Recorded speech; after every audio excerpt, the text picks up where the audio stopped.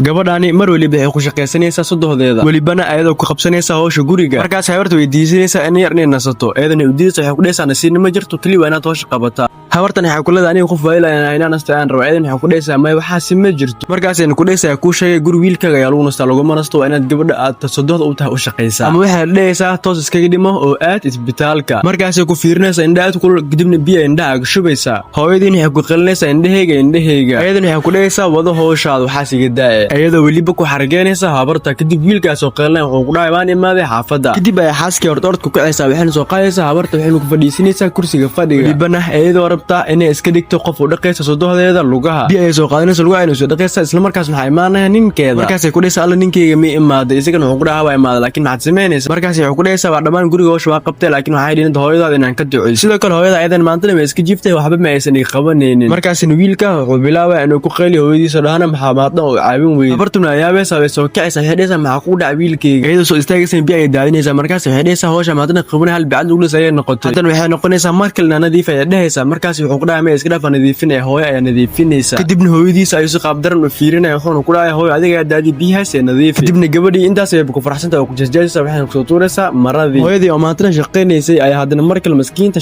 shaqaynaysaa markaas ay xaaska waxay ku dhaysaa baby waxaan kugu sugayaa jikada wayna soo bixaysaa waxay tagaysaa jikada isaguna waxaa rabay meesha taagnaanaya kadibna uu ka soo baxaya xaaskiisa waliba hooyadiisa oo meeshaasi ka shaqaynaysaa eedan waxay iska dhaysaa qof maantana jikada ku jira oo kala wajiga ay burmarsanaysaa si loo dhaho adig miyaa kariyay raashinkani markay aragto inay soo gal markaas waxay ku dhaysaa baby kaali fadhiisa meeshaani adiga aan ku diyaariyay cuntadan markaas wuxuu ku dhayaa waaw raashin fiican aad noo karisay maanta markaas eedan waxay ku dhaysaa aniga moogtahay horta inaan u dulqaadan karin adig inay gaajo ku hayso kadib ay jab biisa soo jaraysaa saxankiisa ayna soo saaraysaa markaas ayuu isagana wuxuu dhahay raashinkani wuxuu carfayaa sida midka hooyaday oo kale in hadheesa waxa jecel inaan kugu sameeyo raashinka sida hooyadaada oo kale sababtoo boosol inaan ku buuxay aan rabaa markaas ayuu isagana wuxuu ku dhahay igalaalna hooyadii maalmaha ku dhaca ma aqaano waxyaabo si kale ay u sameynaysaa markaas wuxuu ku dhaysaa dhib malan iska day raashinka dhadhankiisu waa sidee markuu afka gashtan wuxuu dhahay waaw raashinkani wuxuu dhadhameeyaa una carfayaana midka hooyaday kariday oo kale dibna horta soo galaysa waliba iyadoo maskiinnimo dhaqmayso waxaan dhaysaa waan nadiifiyay dhammaan markaas wiilkeed wuxuu ku dhahay kaal soo fadhiiso raashinkana cunne sidoo kale wuxuu dhahay reekal maanta waxay kariday raashinka adiga karin jirtay oo kale ayadan waxay ku leeysaa haawa sax waxaan jeclaa marubna adiga kugu daydo waxaad adiga sameeyay oo kii amal inaan sameeyo si aan wiilkaaga u hanto markaas marub wuxuu walaalnaa raashinkan wuxuu dhameeyaa sida kaaga oo kale sidoo kale wuxuu dhahay marka cunay waxa soo xasuustay yareentiida ayadan sodohdeed ay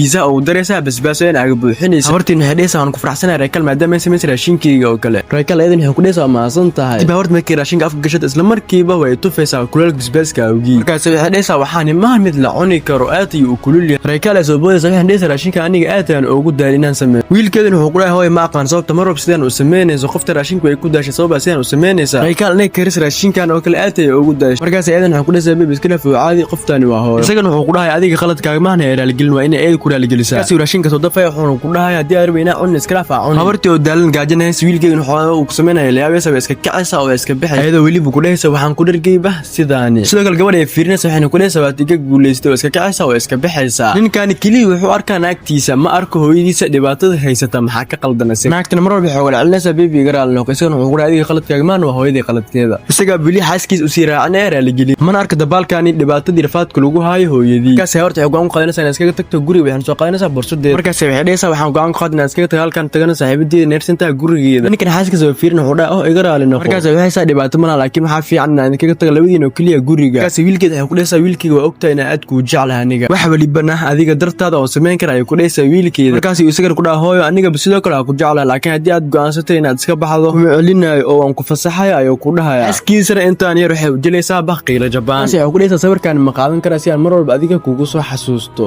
markaasi ayuu isagana ku dhahayaa haa hooyo waad qaadan kartaa sawirka markay isku daydo inay qaadato sawirka waxaa ka soo dhacaya katiin ninkan wuxuu ku celinayaa kaasi waa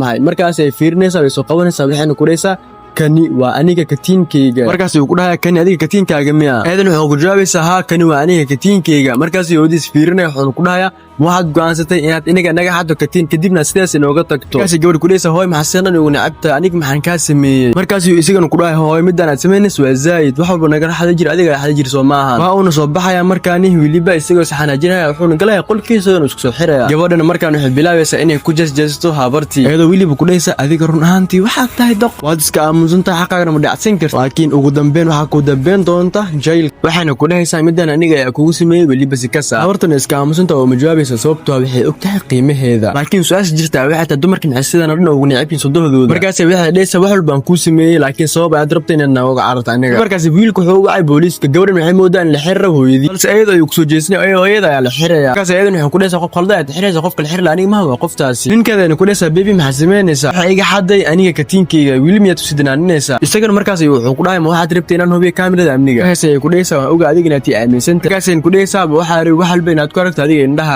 waa banta markaas waxay dhaysaa maxaad ka hadlaysaa idinka isagana wuxuu dhahay kaliya waxa ari kaamiradaas inaan tuso booliiska iyadan waa ay diiday in la tuso markaas ay gabadha arinta ama kaaki laab ku noqonaysa sababtoo meesha wuxuu ku saartay kaamira isagoo qirinaya xaaskiisa sidoo kale isaga wuxuu ku dhahay hooyadeed marar badan waad gumeysay sidoo kale wuxuu ku dhahay aniga camoolay miyaan marka adiga ku soo guursanay markaas ay wuxuu bilaabayaa inuu raalgeliyo hooyadii markaas ayadan waxay ku dhaysaa dhibaato ma laha wiilkeyga wax walba haddii aad adiga xalisay markaas ayuu weydiinaya arrinta sababta ugu sheegi weyday markaas waxay ku dhaysaa kaliya waxaan diidinaa inaan burburay farxadaada gabadhii booliiska fiirinaya wuxuu dhahay gabadhan banaankayga geey waa la soo wada banaanka la geynaya markaas hooyadii wuxuu ku dhahay akhbaraya iga raalno muhiimada ugu ayaa waxay tahay inaan adiga ku badbaadiyo hooyo sidoo kale wuxuu dhahay aniga midaas ay farxad isiinaysa inaad adiga kaliya ii badbaado